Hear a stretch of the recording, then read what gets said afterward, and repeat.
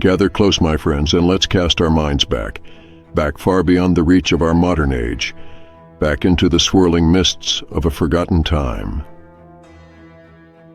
Now, I ask you to imagine a world where the edges of the map melted away into mystery, a world where uncharted seas and endless skies beckon to those bold enough to answer. Our story begins over 1,000 years ago in a land of fierce winters and towering fjords, where the Norse people, these relentless Vikings, as we've come to call them, honed their ships and sharpened their spirits. They were farmers, warriors, poets, and craftsmen, a people whose world was bound not by borders, but by the waves that carried them from shore to shore. For in the mind of a Viking, there was no boundary that could not be crossed, no horizon that was too far. And so we find ourselves in the age of one Leif Erikson. Now Leif was not just any Viking, he was the son of Eric the Red, that great and storied founder of Greenland, a man who had already carved a path to the unknown. Leif inherited that same spark, that same hunger for discovery. And in the year 1000, he set out on a journey that would change the course of history in ways the world has only recently begun to understand. Yes, I can almost see them now. Leif and his crew, sturdy men clad in furs and iron, standing tall against the bitter winds as they loaded their longship. They had heard whispers of a land beyond Greenland, a land of beauty and bounty, a land they called Vinland. And in the hearts of these men, such whispers ignited a fire. Aye, for this Vinland was said to be unlike anything they had ever known, a place of wild grapes and endless forests, where the earth was rich and the game was plenty. So off they went, sailing through frigid waters that would strike fear into most men's hearts. They had no maps, no compasses, only the stars above, and their wits to guide them. Days turned into nights, and nights into days. The waves crashed upon their wooden hull, as vast and merciless as the unknown itself. Yet they pressed onward, for they were Vikings. The sea was in their blood, the call to explore written in their very bones. And after countless days adrift, it happened at last. They spotted it, a rugged coastline emerging through the fog, stretching out beneath the golden dawn. Their eyes widened with awe as they beheld this new world. This was Vinland, a place where the trees towered as tall as any they had seen, where the ground was covered in berries and wild grapes, and rivers flowed like veins through the landscape. Imagine the wonder that must have filled them as they stepped ashore. There they stood, thousands of miles from home, surrounded by a land unlike anything they had ever known.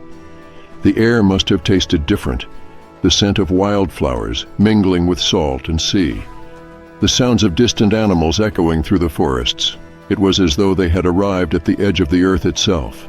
And so these brave Norsemen set about exploring, carving their mark upon this untouched land. They built small houses from timber, their sturdy hands shaping wood into shelter against the harsh elements. They hunted, fished, and foraged, learning from the land, tasting its wild bounty. Some accounts even tell us that they may have encountered people, Native Americans, a meeting of worlds separated by untold distances and thousands of years. What must they have thought of each other, I wonder? Vinland, Tuso, it was a place of mystery and beauty, a new beginning on the edge of the known world. For a brief moment, these Norsemen had bridged the gap between the old world and the new. Their spirits soared as they breathed in the air of a land that, to them, was like a dream made real. And yet, like all dreams, Vinland was destined to fade. The winters were harsh, and conflicts may have arisen with the native inhabitants. The Norse, resilient as they were, found themselves in a land that was as wild and unforgiving as it was beautiful. And so they left Vinland, leaving only traces behind. Little did they know that 1,000 years later, we would uncover those traces, those whispers of a forgotten chapter in human history. My friends, the Norsemen did leave Vinland, but their story didn't vanish with the winter winds. No, their story lingered like an echo, resonating through the centuries. Let me take you forward in time to the year 1960. nearly 1,000 years after Leif and his crew first touched the American shore. On the windswept coast of Newfoundland, two explorers, Anne Stein and Helga Ingstad, uncovered something that would finally validate the old tales of Vinland. There, buried beneath layers of time, they discovered the remnants of a Norse settlement, a site known today as Lonso Meadows. Imagine their awe as they unearthed the foundations of longhouses, the stones and earth still standing as a testament to those first encounters with North America.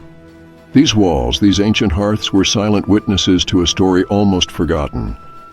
They found artifacts, each one a key unlocking the past. A bronze pin, unmistakably Norse in its design.